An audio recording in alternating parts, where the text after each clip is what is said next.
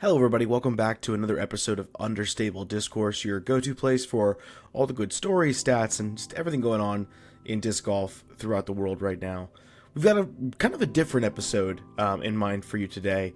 Normally I do a lot of work outside this show to put together a script and really kind of put together a lot of information and go through it with you. But today I'm trying something a bit different based on some current circumstances where I just kind of engage with you directly. There's no script, there's no lineup. We're going to talk a bit about what happened this past weekend at the US Women's and the Majestic, and then we're going to look a little bit ahead to the Discmania Challenge this weekend and just, have ourselves a bit more direct conversation. So let's get into it a bit today. So like I said, the process for this is always a very interesting one because I spend a lot of time going through data from tournaments and looking at all the different podcasts and everything that comes out about an event and up to lead into a new event, and that informs a lot of what I put together for this show. And I wanted to take a moment. I think this is our 18th episode, so I've been doing this now for a little bit, and kind of take a moment back and examine what the process looks like. Because I'll be honest with you, if you've never done YouTube before, this is definitely not easy. It's very time consuming, and I'm still very new to this process, as you can tell by the very basic nature of how these videos look from an editing perspective, adding in graphics, videos, all that kind of stuff. It's something that I'm very new to, and I'm definitely learning, and I appreciate every one of you who's taken the time to watch these videos and come along this journey with me, and it's something that I'm really, really excited to continue doing. And I have some really cool plans for the year that I want to get into when it comes to enhancements to the video process and things like that. And I'm working with some individuals who are going to help, I would say, guide me on the video structure and doing some things related to editing and just making this an overall better product for each and every one of you out there who takes the time to listen or watch these videos. Because without you, this wouldn't be possible. But at the same time, I enjoy doing this myself, even if it is for the few of you who watch right now. I'm having a blast doing it. And to give you some background and context into my life, obviously, anyone who follows the foundation stuff knows that I involve myself in their debate nights. I have recently joined on the production team for Tour Life. I've been with them a good portion of the year this year. I do a lot of research for those guys. I help put together questions for their interviews. I jump in with my own segments from time to time, and I even jump in when someone like Yuli may be out or sick or running late. I hop in the program to kind of keep everything flowing, and we're doing some additional things with that soon that I won't talk about right now, and we'll have its own space for. But it's going to be, I think, really, really exciting. So this is sort of, that's kind of where I involve myself with other content creators who already exist and are successful. And this here is my own personal project. And I'm kind of trying to assess what it is that you want to see, what you want to hear about, because there are so many podcasts out there. There are so many entertainers out there who talk about what happened this past weekend at the event, who talk about what's going to happen at the upcoming event. But you know what? There's not a lot of people out there talking about some more specific things, talking about why do we care about things like strokes gained tee to green, or looking at how courses are designed and score separation. And those are some things that I want to get more involved into doing, and we're going to be looking at that stuff throughout the year. But that's enough about me and the background and all that stuff. Let's get into some of the things that happened this past weekend in disc golf. As you may be aware, this past weekend we had the United States Women's Disc Golf Championship that went down in Wisconsin, and it seemed like a really, really great event. There were I think 330 or more different competitors across close to 20 different divisions, broken up between amateur divisions and professional divisions, competing for the amateurs, the first major of the year for them, but the second major of the year for the pro side of the women field. And it did not disappoint. They played at two different courses. They played at Roland Ridge on the first 2 days, and then they went to Silver Creek for the second 2 rounds, which they had to make a different layout there because it wasn't really major ready. So they made a layout called the Super Silver layout. And the courses, they played pretty difficult. The overall winning score for the weekend was only 17 under par. So you kind of push that out to the 4 rounds. That's averaging that 4.25 strokes. And I think I mentioned in last week's episode that I thought that anywhere between like 5 and 7 strokes was going to be really, really competitive. But it turns out that the courses did play very, very difficult because only 9 competitors even finished double digits. And speaking about those competitors, we saw some names that I think may be a combination of names and finishing positions that may be a little unexpected for some of us. We'll rip the Band-Aid right off.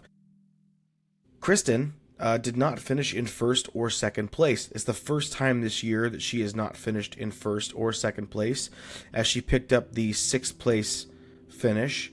And it feels like she's kind of I don't want to say taking a step back or not playing well at the moment, because realistically, coming in first or second at every single event you play, coming in 6th place at a major is not all that to get crazy excited about. But it does feel like recently she's been having issues with her health, and then she's having issues with her toe, and she talks about her post about mental stuff. And I always hesitate to get into that kind of thing, because I think there's a real trap in the conversation around, is someone writing all that stuff to make excuses for themselves, or is a lot of it legitimate? I know Kristen is very, if you read a lot of her Instagram posts, she's a very kind of introspective person.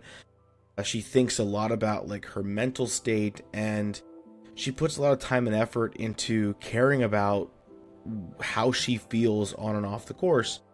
So it's not strange to see that kind of post from her. A couple other things that may have been a bit surprising for the leaderboard are people like Evelina Salonen and Henna Blomroos, who we haven't seen since the Champions Cup. It's been quite a while since we've seen them on the tour. They've been off doing different things, attending weddings, all this kind of stuff. And so Henna finishing in 9th place, that's pretty impressive. But even more so impressive is Evelina taking down the win and getting her 3rd major victory, which is a big deal. It's a really, really big deal. And obviously I'm gonna say this with a grain of salt, because it's always a touchy subject to talk about people's like fitness level. But I gotta say, I don't think I was the only one who noticed it. I talked to a few other people who in the space who kind of agree with me. She looked like she was probably in some of the best shape we've seen her in.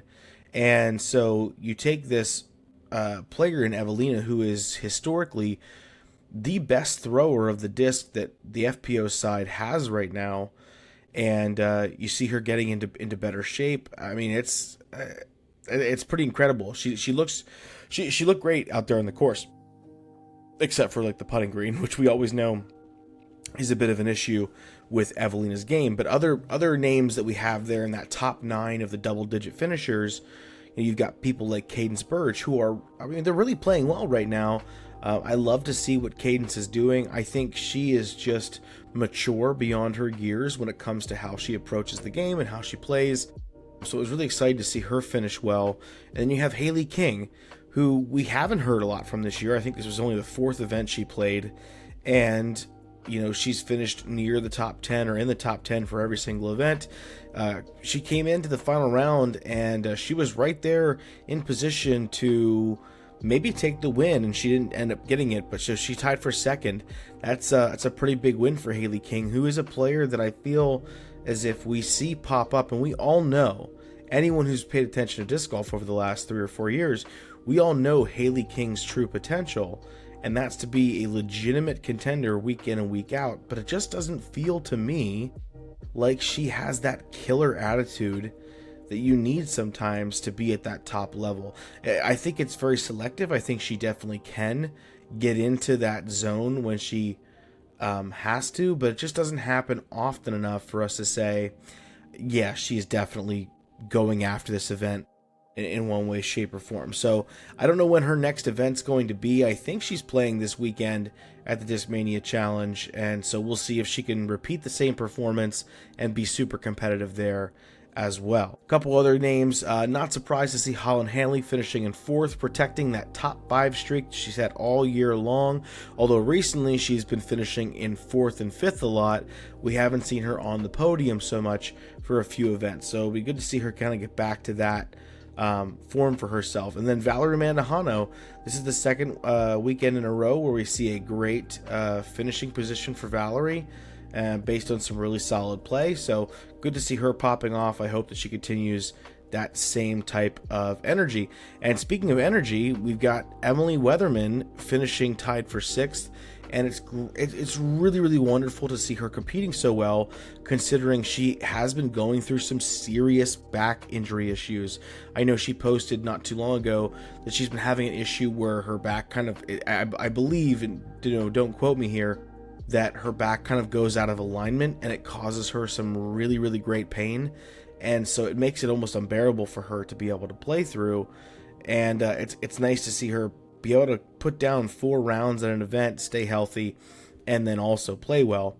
And I'll tell you what, if you've never had issues with like your back going out of place, I have. When I was younger, I had some injuries that I sustained playing soccer, and it caused a number of my vertebrae in my back to shift position to match the stuff that was out of alignment in my neck. And then one day I woke up and like pulled both my oblique muscles because my back was out of position. It was some of the worst pain I think I've ever experienced in my life. So I can't imagine being a professional on tour and not being able to like engage the body and twist in that explosive throwing motion, and you're kind of stuck in a position where every time you do the thing that is part of your job and livelihood, that it causes you so much pain and discomfort. So I'm glad to see her playing well. I really hope that she's getting that taken care of, and whatever it may be the solution is, that she's able to find it and maintain it throughout the rest of the season. And then we have Silva coming in 8th place. Not surprising. She's been playing fantastic recently,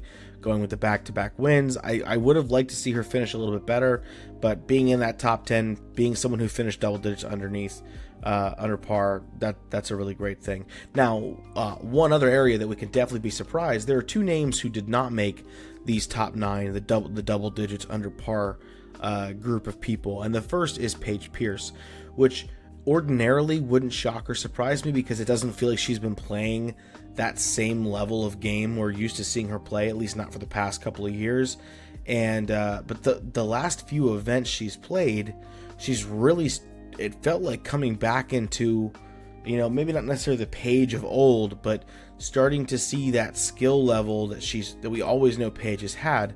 She took the week off for the Preserve to go to Bonnaroo, and I know that she does a lot there with Discraft and getting people to try out the sport and all that kind of stuff, but it just feels like she kind of killed her momentum a bit, and just did not perform very well this weekend. And also in the same token of not performing very well, you got Missy Gannon, who just was the runner-up last year, absolute non-factor this past weekend. She had a abysmal first round, and then her next 3 rounds, while they were okay, they were kind of nothing burgers in terms of getting her back into any kind of contention. So tough to see her not in the fray. I know she's dealing with some personal stuff related to, I think, one of her dogs dying, or her dog dying, and she cares very much about obviously her dog. So whatever it's got to be, maybe she takes some time off. I'm pretty sure she's not playing this weekend, so maybe she's taking some time to deal with all that so she can prepare herself for the upcoming stretch of additional majors that are about to happen. Now, like I said, the winner this past weekend for U.S. Women's was Evelina, and there's some significant pieces of information related to this win. A lot of people have been talking about that once again we're seeing evidence that you don't have to be very, very good at putting to win on the FPO side. And to that argument, I'll say yes, I agree to a certain extent. However, what we saw this weekend is less that putting isn't important and more that throwing itself is important. Because if you look down the leaderboard of these top 9, and I talk a lot about this on debate night if you haven't gone to watch that already, is that of the people in the top 9, most of them performed better or only slightly worse than their typical putting performances and averages throughout the year in terms of C1X putting and C2 putting. So the fact that the majority of them either finished better in putting or only slightly worse indicates to me that it didn't really matter that Evelina didn't putt so well, but where she finished at compared to her average. So the gap of difference there is really tiny. But if you look at the throwing, every single person in that top 9 group, they struggled mightily, with the exception of Evelina, when it came to C1 in regulation and C2 in regulation. So even though Evelina did not have a good putting percentage, she put herself in position more so than any of the other players, all of them underperforming against their season average. And if you look at the numbers, Evelina is number 1 in the world when it comes to C1 in regulation, and last year in 2024 she was also number 1. She's number 2 in C2 in regulation last year and this year's. Throwing is absolutely 100% her strong suit, and you can tell how important throwing was compared to putting, because if you look at the top 9 competitors, this group of ladies who shot multiple digits under par, you have to go down 69 positions on the leaderboard to find all 9 of them when you look at the C1X putting percentage, which means that the putting wasn't all that significant in determining who the winner was during the weekend. But if you look at those throwing stats of C1 in regulation, you only go down to the 8 to 18 spots. So if you were successful in that stat category, you were much more likely to finish well at this event than you were if you putt well from C1X.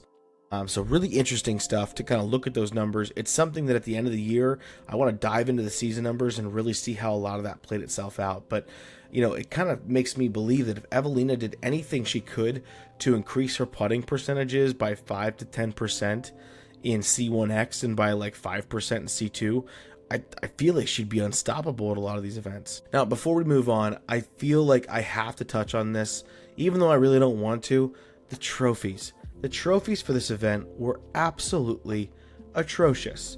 And I'm going to just start here by saying, no. I mean, yes, a lot of people have dirty minds nowadays, but no, people don't just have dirty minds and they were the ones who thought that the trophies looked like they did. They legitimately did. And, you know, I immediately took a picture, the picture from Evelina's post-round interview, showed it to my wife with no context, just said, hey, look who won this weekend. She goes, oh, Evelina won. And then she kind of stopped and she said, what is that?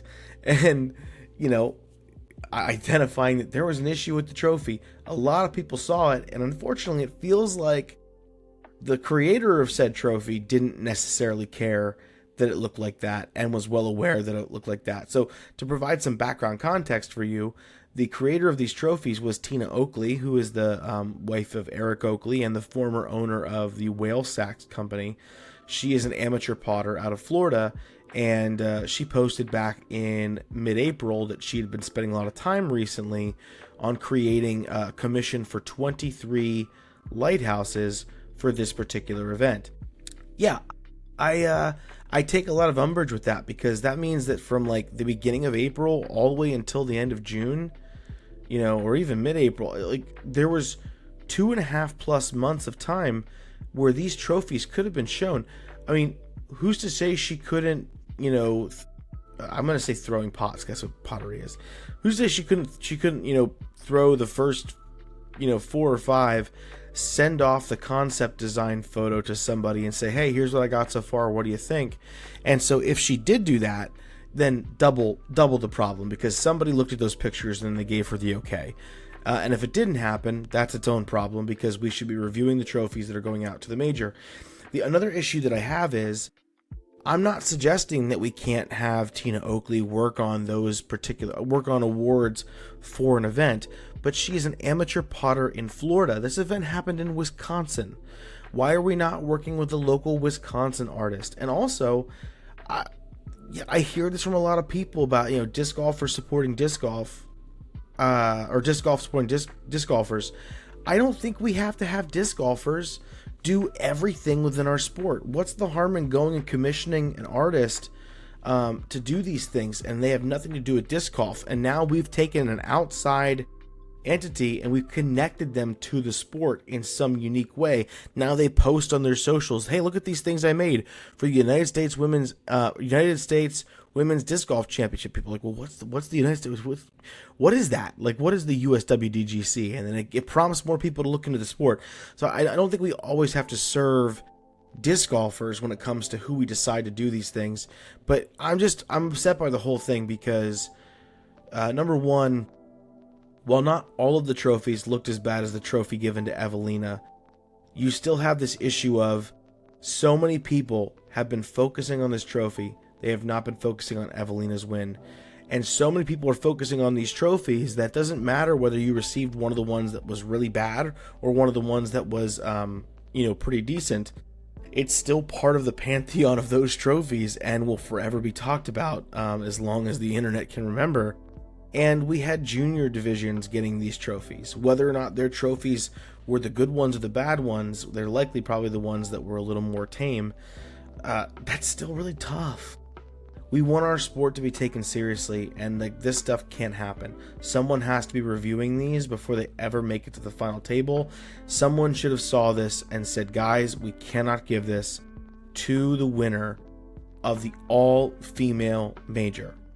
It's just, I don't want to say anything else on it because I could sit here and talk for 10 minutes about how frustrating the whole thing was. Well, that kind of wraps up the U.S. Women's. The other event that went down this past weekend was the Majestic, and I want to do just a big shout out to both Big Germ for winning the MP40 debut for himself, and also to Austin Turner, Big Bad Lefty, for getting the job done and taking down the win. The Majestic is a classic tournament. It's been around for a long time at the Blue Ribbon Pines, which is a really beloved course in the country. It's a course that I have on my bucket list, and they play 2 rounds of 27 holes and a final round of 18 holes.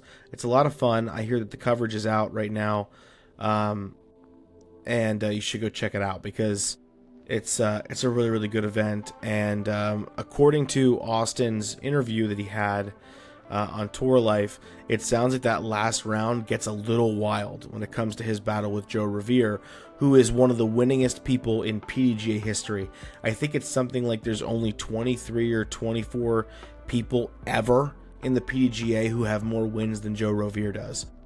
So his battle with Austin Turner down the stretch sounds like a really wild thing to go watch. So make sure you go check out the coverage for the Majestic event. Now, when we look ahead this weekend, we're going to be heading out to Des Moines for the Discmania Challenge, and it's going to be a lot of fun. I think tomorrow, I guess, well, when you're watching this, it's today. It'll be happening probably at the same time this video comes out, so it probably would have already happened by the time you listen to this. But the Creators Cup is going on, and we've seen this kind of thing happen recently in the golf community, so I think it's really, really good to sort of see how successful that has been, and now we're trying to bring it to disc golf. We have a lot of great content creators within the disc golf community, and I think it's going to be a lot of fun to see who shows up to watch it and just how the whole thing goes down. They better have people mic'd up because they would be absolutely missing out on an opportunity of just gold energy to not have people mic'd up out there on the course. So I think it's going to be a lot of fun. I think, honestly, when you're looking at the groups out there, I think that Gannon Burr and Jay Milley are a really, really interesting combination where you've got the best player in the whole event, and Jay Milley can definitely hold his own, but I don't want to rule out, sneaky good teams like Silas Schultz and Broderick. And I think Trevor and Yuli, even though the course is what the course is, I think that they have a pretty solid skill set and can do well as well. But there are a lot of good combinations. I would definitely go check that out. That's going to be live, I think, on YouTube or it was live or is currently live, depending on when you're listening to this, as of 6 p.m. A little weird to see it start at 6 p.m. They're kind of battling daylight right away, but Hey, I don't know. I hope it all works out for them. But looking at the actual Discmania Challenge, one of the things that I always like to do is look at the courses and the differences from year to year. And I'm really happy to say that there are not many differences between the course before and the course now, which is a really good call on their part, because the Des Moines course, out at Pickard Park, it's just a really, truly solid course. I think it's designed very well. It sounds like they've done some really great things when it comes to, modeling the fairways and the rough with different levels of cut in the grass. I think that's going to be really, really clutch how they're able to take care of all that. The one major change that I have heard about is on hole 1, they've added in 3 mandatories that are kind of back to back to back to force pros down the center, with an additional hazard area protecting the first green. So, I mean, I don't know about that one. I like the hazard before the green. I don't think I like the triple mandos, but that seems like the only real significant change they have. I know that a mando was added in a couple other places and a couple other holes to protect some spectating areas, but across the board, the course remains mostly the same, and it's going to really require a combination of both distance, control, accuracy, and just good shot shaping and decision making. So I think it's going to end up playing out to be a really fun event this upcoming weekend. Looking at the field, I'm going to make some kind of live picks for you here in terms of who I think is going to finish where. Over on the FPO side of the aisle, we do have a split field because of the European event going on, and then a lot of players just aren't playing this weekend, which is kind of crazy to see. It's not a very typical thing, even on the split. So on the FPO side, you're missing all of the European players. You're also missing Missy Gannon and a couple others. Looking at the list of players here, I think it's very likely that we're going to see a podium finish from somebody who we haven't seen in a while. And I'm going to take a real strange flyer here. We haven't heard this name since very, very early on in the beginning of the season. She hasn't played in really any events since then, with the exception of like local stuff. I'm going to go out on a limb. I'm going to say Macy Vela-Diaz is going to finish in third for this one. I might be completely off my rocker. This is a live decision that I'm making here. So who knows? I really think she has all the skills necessary to go out there and take a third place finish. But coming in second for me is going to be Cadence. I think she could win the event legitimately. We've seen this event prove to be a great place for new winners, like with Emily Weatherman. I think Cadence is going to come in second place. She's been playing fantastic recently. And I just feel like this is another event that, with the absence of the people in the field, that Holland Handley is by far and away the best player there.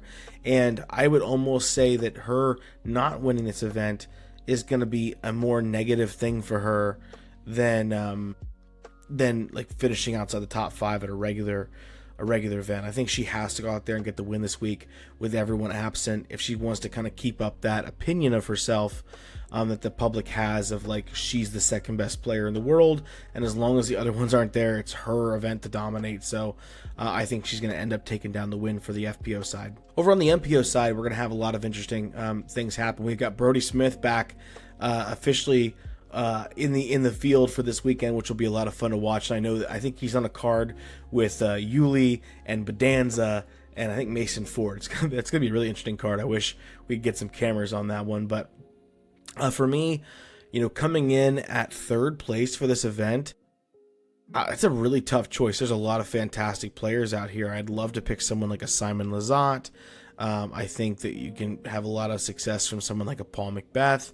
But I think I'm going to go Isaac Robinson for this one, just because of the control required, along with the distance required. I think Isaac is a great candidate to come in third place for this event. Coming in second, I've got AB. He's just playing super well right now. Great disc golf. He's always going to be a threat no matter what event he plays in. But coming in first, you got the local boy. You say it's like his home course. It's not really his home course, but Gannon has a lot of tie-in, to this course. I just don't know off the win we just saw him have how on earth anyone stands a chance against him this weekend.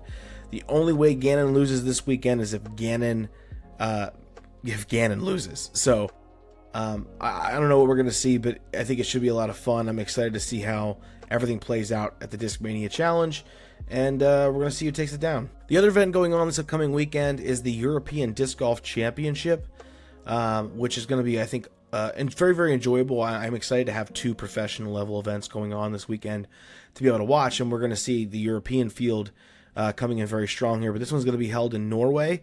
It's going to be, I'm not super familiar with the course itself, but I think it's going to be like most typical European events. The course is going to be beautiful, well manicured. We're going to see some really fun lines. But looking at the field itself, you've got all of your classic, competitors: Niklas Antala, Mari Vilman, Lori Lehtinen, Vaino Makala. A lot of these guys. I think we're going to see probably a battle between Mari and Niklas. And you know what? Let's throw in a flyer here and say I think Jesse Nieminen. I think it's his time to pop off a little bit. But I think it's Niklas's event to lose. But Mari has really proven to be a high level competitor this year. So I'm excited to see which one of them takes that one down. And then over on the FPO side, and this is surprising to me, Kristen is deciding to play this weekend. This is not some, major event. This is just a standard European Tour event with her talking about how she hasn't been feeling well in her toe. I feel like this is the perfect chance for her to sit back, not play an event, and get some rest. And it looks like she's choosing not to. So while I would come in here normally and be like, yep, I'm taking Kristen to win, I'm not. I think I'm going to take Kristen to finish in third. I think it's very fair to say she could finish in third, but I don't know. I think Evelina's going to go back to back here. I think Evelina takes the win, and I think we get to see Silva Saarinen coming in second place. So that'll be the division to watch. I think the battle over here for the FPO is going to be a lot more intense than the battle at the Discmania Challenge for FPO. So it'll be like we want to watch the MPO side of the Discmania Challenge and the FPO side of this European event. So a lot of good action happening this weekend. We're going to see who takes it down, and we're not far away from our major season. It's coming up. We're going to be having Worlds and the European Open pretty close to one another. So it's all, full speed ahead. Hey, but that does it for this week's episode of Understable Discourse. Let me know what you think if you watch this more laid-back style where I don't really have a lot of notes. I'm kind of just going off of what I know about what's going on and just trying to spend a little bit more time directly engaging with you. So let me know what you think. If you have picks that you think are better than mine, or you think my picks are crazy, leave yours in the comment section down below. As always, if you can like and subscribe this video, it's a very, very easy way to support the growth of this channel. And I've got some big things down the pipeline coming up that I'm just really excited to share with everybody here. So thank you so much. Have a fantastic rest of your week. Go out and play some disc golf this weekend. Go watch some disc golf this weekend, and we'll see you next week. Thank you.